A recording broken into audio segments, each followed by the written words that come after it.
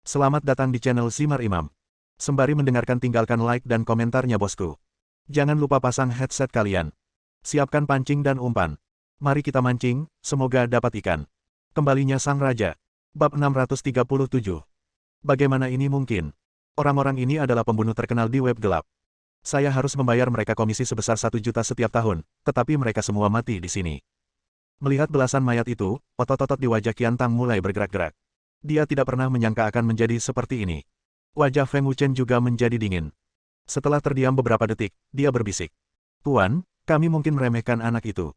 Tuan Feng, bisakah Anda memberitahu saya sesuatu? Tuan, lihat orang-orang ini. Semua luka fatal ada di dada mereka, dan semuanya dalam bentuk penetrasi. Ini cukup untuk menunjukkan bahwa pihak lain adalah seorang seniman bela diri, dan kekuatannya tidak rendah. Saat berbicara, Feng Wuchen melihatnya dengan hati-hati dan melanjutkan.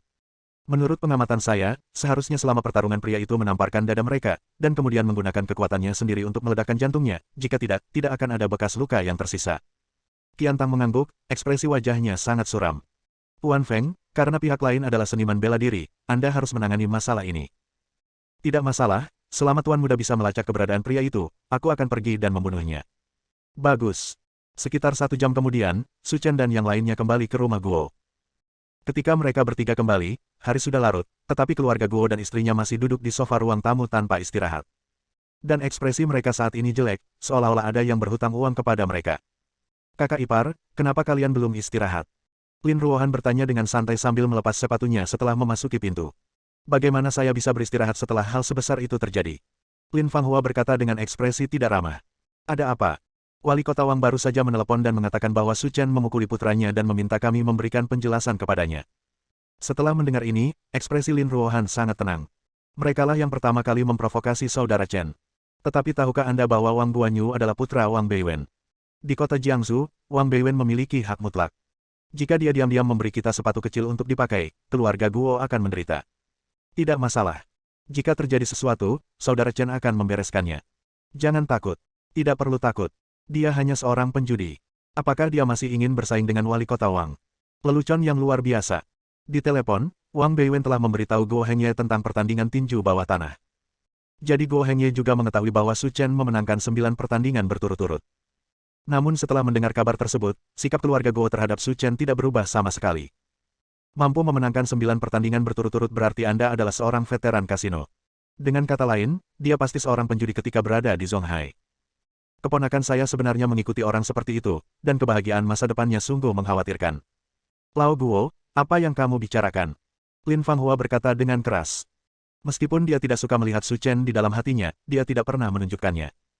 Sekarang, orang tuanya telah mengatakan semua hal yang tidak menyenangkan, apa hubungannya dengan wajah Ruohan? Bagaimanapun, keduanya masih berstatus suami istri. Beberapa hal hanya bisa diungkapkan secara rahasia dan tidak bisa dipublikasikan.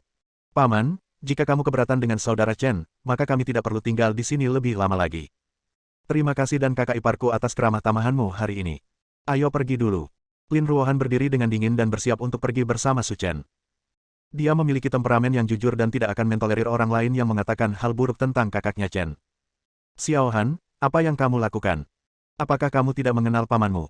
Dia telah belak-belakan sepanjang hidupnya. Dia mengatakan ini karena dia mengkhawatirkanmu. Lin Fanghua dengan cepat meraih Lin Ruohan. Dia adalah keponakannya, dan jika dia pergi seperti ini, dia akan patah hati. Alasan utamanya adalah Wang Beiwen memang tidak cukup kuat dan mudah tersinggung. Guo Chanyu pun membujuk Lin Ruohan, berharap Lin Ruohan bisa tenang.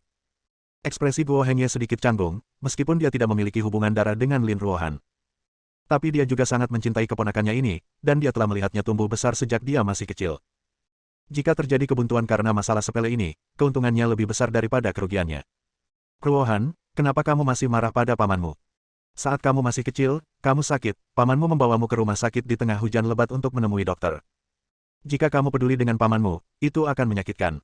Hati pamanmu terlalu berlebihan. Su Chen mendengar Lin Ruohan berbicara banyak tentang keluarga Guo dan keluarga Lin. Baik paman maupun adik iparnya sebenarnya sangat baik padanya. Dan ini juga alasan mengapa Su Chen tidak pernah mengambil tindakan terhadap mereka. Kalau tidak, dengan sikap mereka, kedua orang ini pasti sudah lama menghilang dari dunia.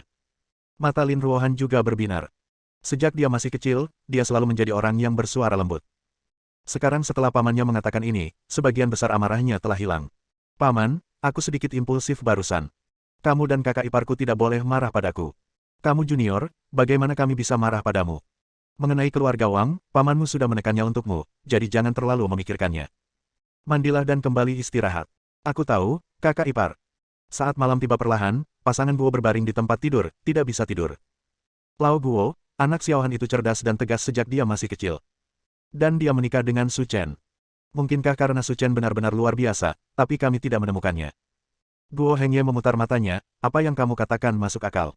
Sebenarnya, aku sudah memikirkannya sejak lama, mungkinkah dia menjadi seniman bela diri yang terkenal. Keluarga Sumusha. Lin Fanghua terkejut saat mendengar kata seniman bela diri. Karena ada banyak keluarga seniman bela diri di kota Jiangsu. Menurut Wang Beiwen, keluarga-keluarga kultivator bela diri itu harus benar-benar lebih unggul dari keluarga-keluarga plutokrat seperti mereka. Sekalipun wali kota melihatnya, dia harus memperlakukannya dengan sopan dan tidak sombong. Jangan terlalu kaget sampai membuatku takut. Kata Guo Hengye sambil tersenyum. Ini terutama keluarga pejuang. Itu bukan sesuatu yang bisa dipusingkan oleh orang biasa.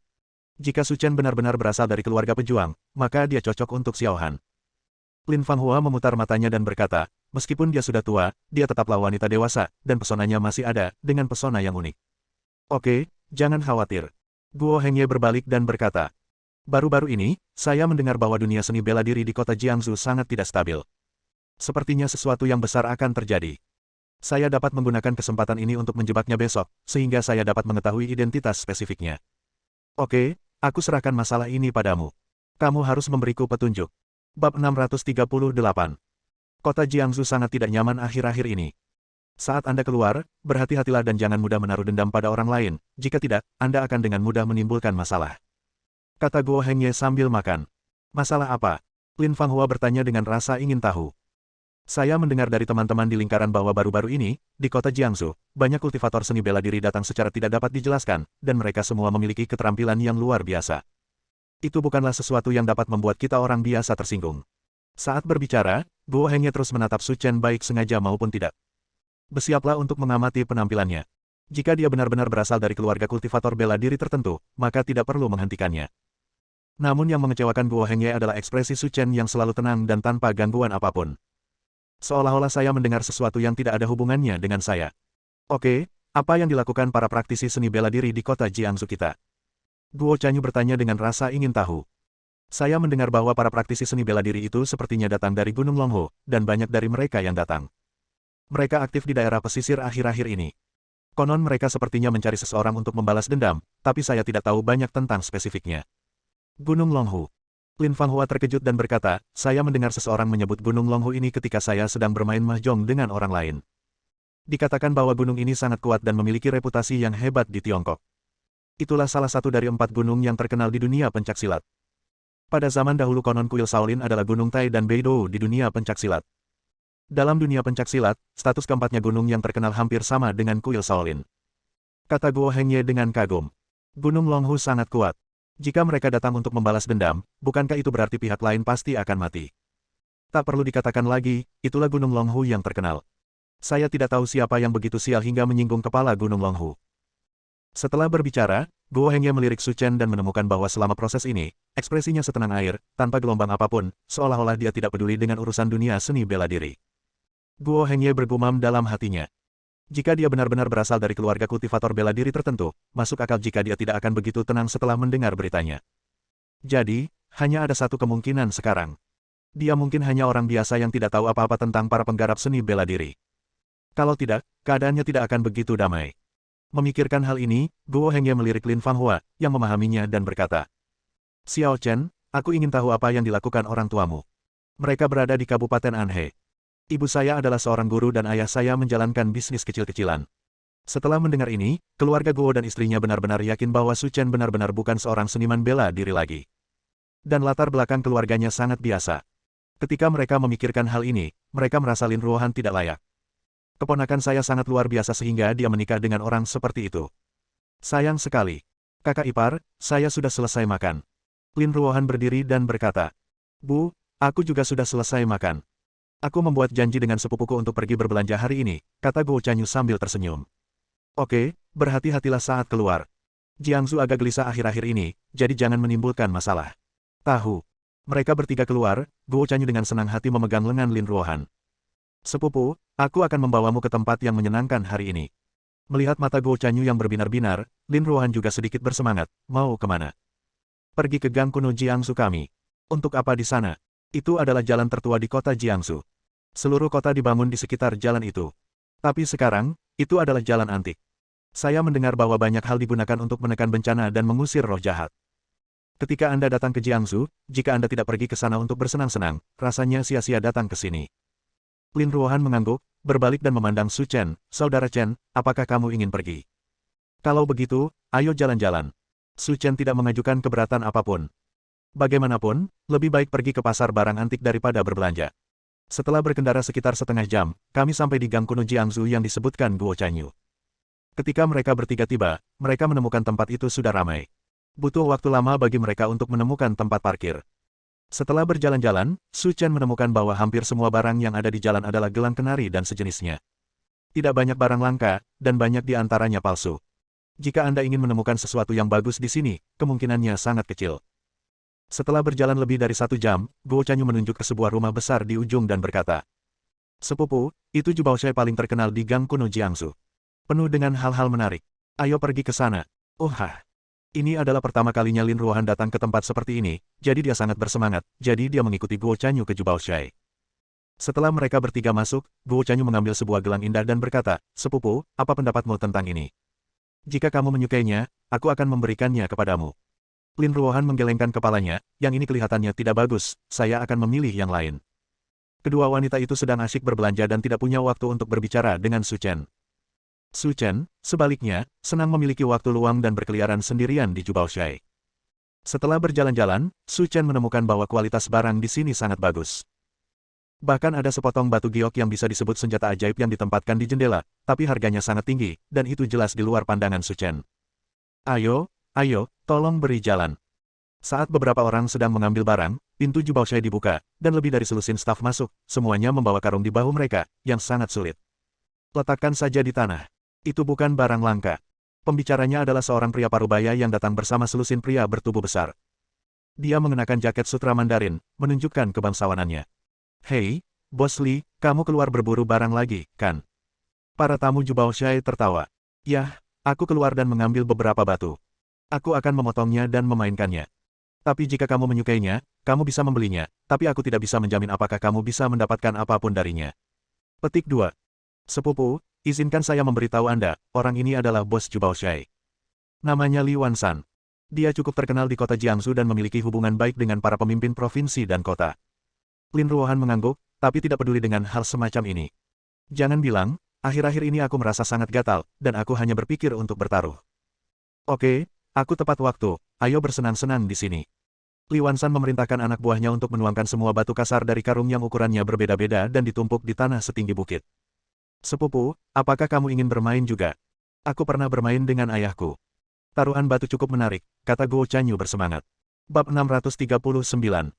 "Lupakan saja, aku tidak tahu apa-apa tentang cara bermain. Saya tidak mengerti apa artinya ini. Jika ada batu giok di dalam batu, bukankah itu akan membuat Anda kaya?" Dengan marah, dia memutar matanya ke arah Guo Chanyu, dan Lin Ruohan berkata, "Jika kamu kekurangan uang, sepupuku akan memberikannya kepadamu, mengapa repot-repot bermain-main dengan benda ini?" "Sepupu, ini tidak ada hubungannya dengan uang, ini hanya kesenangan. Tidak ada yang bisa kulakukan padamu." Lin Ruohan datang ke sisi Su Chen dan berkata, "Saudara Chen, apakah Anda memahami hal ini? Itu hanya berjudi di batu, apa asyiknya?" Su Chen berkata dengan acuh tak acuh. "Apa maksudmu itu tidak menyenangkan? Kurasa kamu tidak tahu cara bermainnya," kata Guo Chanyu acuh tak acuh. "Sekilas aku bisa tahu tentang batu-batu di dalamnya. Tidak ada risiko dalam perjudian, dan tidak ada kesenangan di dalamnya." Karena dia adalah sepupu Lin Ruohan, Su Chen selalu bersikap toleran terhadap Guo Chanyu. "Anak muda, jika kamu mengatakan itu, kamu melebih-lebihkan." Saat beberapa orang sedang berbicara, mereka melihat seorang lelaki tua berjanggut putih turun dari lantai 2. Dia mengenakan kemeja gua putih dan tampak seperti makhluk abadi, seperti makhluk abadi. "Ya Tuhan, bukankah ini Tuan Yang?" Melihat lelaki tua itu turun dari lantai 2, Li Wansan langsung menyapanya dengan penuh hormat. Adegan ini membuat semua orang di Jubaoshai membicarakannya. Li Wansan adalah sosok terkenal di kota Jiangsu. Sekarang dia sangat menghormati orang tua itu. Melihat ekspresi bingung di wajah semua orang, Li Wansan berdiri dengan tangan di belakang tangan dan berkata, "Izinkan saya memperkenalkan kepada Anda. Pria tua ini berasal dari kota Jiangsu, keluarga kultivator bela diri pertama. Mantan kepala keluarga yang Liu Feng juga merupakan ahli barang antik kota Jiangsu. Bahkan saya dipengaruhi oleh Tuan yang saat itu. Terima kasih kepada Tuan. Bimbingannya, kita dapat mencapai hasil hari ini. Ya Tuhan, kamu memiliki latar belakang yang besar. Setelah mengetahui identitas Yang Liu Feng, semua orang membungkuk dan berkata, "Halo, Tuan Yang. Oke, jangan terlalu sopan. Saya sudah mengundurkan diri sekarang. Kepala keluarga yang saat ini adalah putra saya. Anda tidak perlu naik turun. Saya di sini hanya untuk mengajak Anda berkeliling." Yang Liu Feng berkata sambil mengelus jenggotnya. Setelah mengetahui identitas Yang Liu Feng, ekspresi Guo Chanyu sangat terkejut. Saya tidak menyangka akan bertemu orang besar seperti Yang Liu Feng di sini. Setelah menyapa semua orang, Yang Liu Feng menghampiri Su Chen dan berkata dengan ekspresi arogan. "Kamu baru saja mengatakan bahwa kamu dapat melihat apa yang ada di dalamnya dalam sekejap. Apakah kamu keberatan?" Su Chen mengangkat alisnya. "Adik, tolong bicaralah dengan sopan. Orang di depanmu adalah Tuan Yang. Dengan status keluarga yang di kota Jiangsu, bahkan jika wali kota bertemu dengan mereka dan ingin memberi mereka muka, dia tidak akan berani melakukan kesalahan dengan mudah." "Haha, tidak masalah." Yang Liu Fengpi berkata sambil tersenyum. "Saat saya masih muda, saya berkecimpung di dunia barang antik. Dalam sekejap, saya telah bermain selama lebih dari 60 tahun. Tapi bahkan saya tidak berani mengatakan bahwa saya bisa 100% melihat apa yang ada di dalamnya. Bukankah itu terlalu lancang?" Melihat Yang Liu Feng marah, Guo Chanyu meraih lengan Lin Ruohan. "Sepupu, tolong bujuk dia secepatnya. Keluarga yang tidak mudah diacau. Jika Yang Liu Feng tersinggung, masalah besar akan terjadi. Jangan khawatir, serahkan masalah ini pada sepupu iparmu. Tidak akan ada masalah apapun." Melihat Yang Liu Feng, Su Chen dengan dingin mendengus. "Jika kamu tidak bisa melihat apa yang ada di dalamnya, itu berarti kamu tidak cukup baik.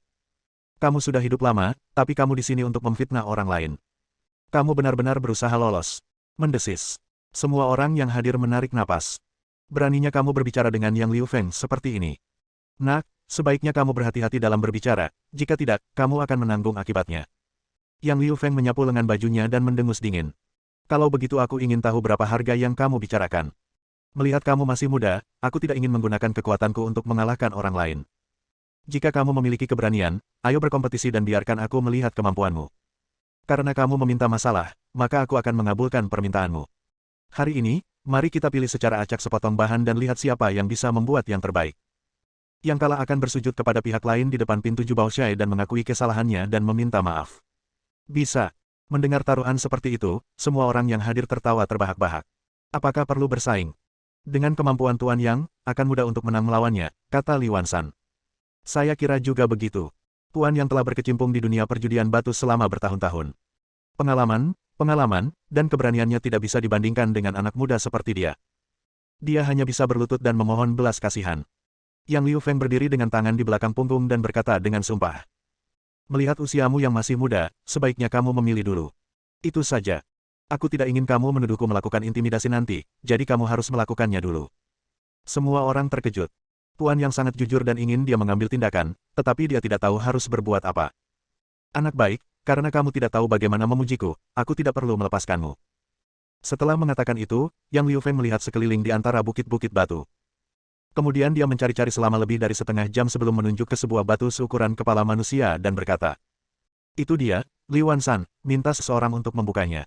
"Saya tahu, Tuan Yang." Kemudian, Li Wansan memanggil pekerja magang di toko, mengambil mesin, dan langsung memotong bahan yang dipilih oleh Yang Liu Feng. Saat dipotong, mata semua orang berbinar. Ini kaca hijau kekaisaran, yang terbaik di antara batu giok. Saat bahannya dipotong, semua orang di Jubaoshai mendidih. Ini yang terbaik. Tidak ada batu giok yang lebih baik dari ini di dunia ini. Terlebih lagi, pecahan kaca hijau kekaisaran ini sebesar kepala manusia, setidaknya bernilai 500 juta. Ya Tuhan, Bos Li, kamu akan menjadi kaya hari ini. Li Wansan juga sangat bersemangat. Dia hanya pergi membeli beberapa bahan dengan santai, dan dia mampu menghasilkan barang yang begitu bagus. Itu membuka mata Tuhan. Haha, jangan cemas dan bersemangat. Saya sudah selesai mengemudi, dan sekarang gilirannya, kata Yang Liu Feng. Tuan Yang, tolong berhenti bercanda. Imperial Green yang tumbuh dari kaca ini adalah yang terbaik di dunia. Tidak ada batu giok yang lebih baik dari itu. Bahkan jika dia bisa, dia dapat menghasilkan sepotong Imperial Green yang tumbuh dari kaca, yang tidak sebagus milikmu. Ini adalah bagian yang besar, kita pasti akan kalah. Jangan katakan itu. Dia terus mengatakan dia lebih baik dariku, jadi dia pasti lebih unggul. Kita tidak bisa menghilangkan kesempatannya untuk pamer, kata Yang Liu Feng sambil setengah tersenyum. Bab 640. Sekarang, semua orang di Jubaoshai mengalihkan perhatian mereka ke Su Chen. Itu juga menjadikannya sasaran kritik publik, dan semua orang menunggu untuk melihat leluconnya. Tuan yang telah membuka warna hijau kekaisaran tipe kaca, dan tidak ada batu giok yang lebih baik di dunia. Ekspresi Guo Chanyu sangat gugup dan wajahnya pucat. Jika ada orang lain yang berdiri di seberangnya, dia tidak akan begitu takut. Tapi orang itu adalah kepala keluarga yang sebelumnya, dan keluarga seniman bela diri nomor 1 di kota Jiangsu. Ini memberinya kesempatan untuk bertobat. Ketika dia berlutut dan memohon belas kasihan, dia akan dipermalukan bersama sepupunya dan dirinya sendiri. Guo Chanyu memiliki wajah yang gelap dan hampir meledak karena amarah. Jika saya tahu ini masalahnya, saya tidak akan datang ke gang kuno Jiangsu. Di bawah tatapan semua orang, Su Chen dengan tenang berjalan ke tumpukan batu. Dia membungkuk dan mengambil sebuah batu yang hanya seukuran kuku. Lalu dia menyerahkannya kepada murid magang Jubaoshai. Hentikan. Melihat tindakan Su Chen, semua orang yang hadir terkejut. Anak ini pasti sakit jiwa. Apakah dia punya akal sehat? Dalam dunia perjudian batu, setidaknya dibutuhkan bahan seukuran telur angsa untuk mendapatkan batu giok. Tapi jika dia memilih batu seukuran kuku, dia pasti tidak akan bisa mendapatkan sepotong pun wol. Keluar dari situ. Siapa bilang tidak? Kurasa bahan yang dipilihnya hanya bahan sisa. Aneh kalau bisa digunakan untuk membuat batu.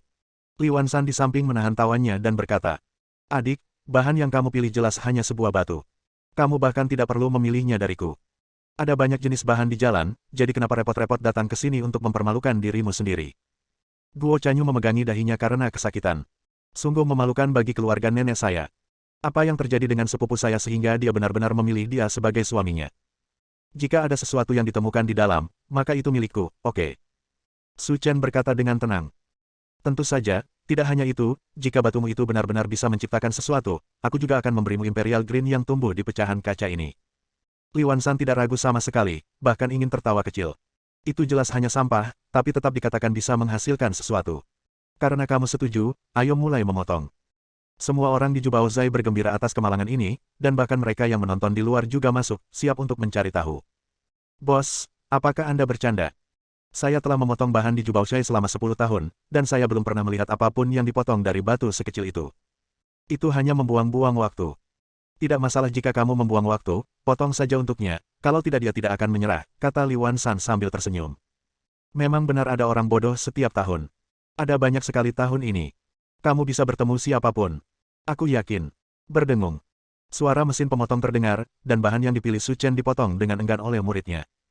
Dalam sekejap, seberkas sinar warna-warni muncul dari batu itu. Itu hanya sesaat, tapi semua orang di dalam tas harta karun melihatnya. Tanpa sadar, mata semua orang terbelalak, takjub dengan pemandangan barusan. Berdebar. Pekerja magang yang bertanggung jawab memotong bahan-bahan itu duduk di tanah dan berteriak tak terkendali. Apa ini? Saya telah memotong bahan selama bertahun-tahun dan saya belum pernah melihatnya sebelumnya. Ini warna hitam kekaisaran. Mata Yang Liu Feng membelalak dan dia hampir jatuh ke tanah. Jenis batu giok terbaik yang hanya muncul di legenda sebenarnya muncul di Jubaoshai. Ini sebenarnya warna hitam kekaisaran yang legendaris. Setelah mengetahui nama batu itu, orang-orang yang berdiri di sekitar dan menonton hampir terkejut. Mereka juga penggemar barang antik. Mereka telah berkecimpung dalam industri ini selama bertahun-tahun dan tentu saja banyak membaca. Jadi tentu saja saya juga tahu sesuatu tentang warna hitam kekaisaran. Tapi itu adalah batu giok kelas atas yang hanya ada di legenda.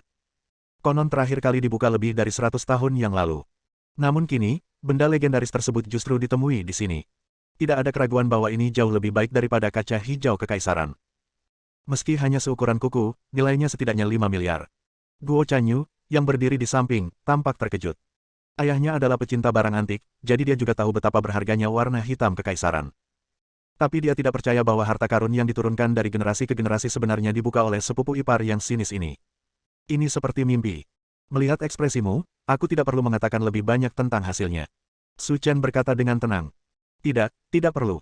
Li Wanshan berkata dengan wajah pucat. Karena kemenangan atau kekalahan sudah diputuskan, bungkuslah kedua batu ini untukku. Pada saat ini, ekspresi Li Wanshan lebih hijau daripada pecahan kaca giok kekaisaran. Jika aku tidak bersikap sok sekarang, maka kedua keping batu giok ini akan menjadi milikku. Namun dalam sekejap mata, semuanya menjadi milik orang lain. Li Wanshan tidak mau dan berencana memutuskan kontrak. Tetapi dengan begitu banyak orang yang menonton di tempat kejadian, jika dia mengingkari kata-katanya, itu pasti akan menjadi tamparan di wajahnya, dan dia tidak perlu lagi berbisnis di kota Jiangsu di masa depan. Sejauh menyangkut situasi saat ini, kami hanya dapat mengikuti keinginannya untuk saat ini dan menyelesaikan masalah dengannya nanti. Aku akan meminta seseorang untuk membungkusnya untukmu. Ketika dia mengatakan ini, hati Li Wansan berdarah, tapi tidak ada yang bisa dia lakukan. Jika Anda ingin disalahkan, salahkan diri Anda sendiri karena terlalu shock dan menyalahkan diri sendiri. Memegang 2 potong batu giok, Su Chen memandang Yang Liu Feng dan berkata, "Jangan berpura-pura gila, pergilah ke pintu Jubaoshai, bersujud padaku 3 kali, minta maaf dan akui kesalahanmu." Ini. Semua orang yang hadir terdiam. Apakah dia sudah gila? Apakah kamu berani mengatakan hal seperti itu? Tanda seru. Keluarga Yang adalah keluarga kultivator nomor 1 di kota Jiangsu. Jika dia memberi wajah Yang Liu Feng saat ini, dia mungkin bisa mendapatkan keuntungan dari keluarga Yang. Namun kini, ia justru ingin memaksa Yang Liu Feng untuk berlutut dan mengakui kesalahannya. Ini seperti melompat ke dalam lubang api sendirian. Wajah Yang Liu Feng sangat sedih, tetapi dia juga tahu bahwa dia salah dalam masalah ini. "Adikku, melihat keanggunanmu hari ini membuatku merasa rendah diri dibandingkanmu. Mengapa kita tidak melupakan saja taruhan sebelumnya dan memberikan wajah pada keluarga yang kita?" Yang Liu Feng berkata sambil tersenyum, dia percaya bahwa tidak ada seorang pun di seluruh kota Jiangsu yang berani untuk tidak memberikan muka kepada keluarga Yang. Kecuali jika Anda tidak ingin berlama-lama di sini lagi. Guo Chanyu menghela nafas lega dan berpikir, tidak peduli apa, segala sesuatunya berkembang ke arah yang baik, dan seharusnya tidak ada hal-hal tidak menyenangkan yang terjadi. Berapa harga wajah keluarga Yang Anda? Mengapa saya harus memberikannya? Bersambung.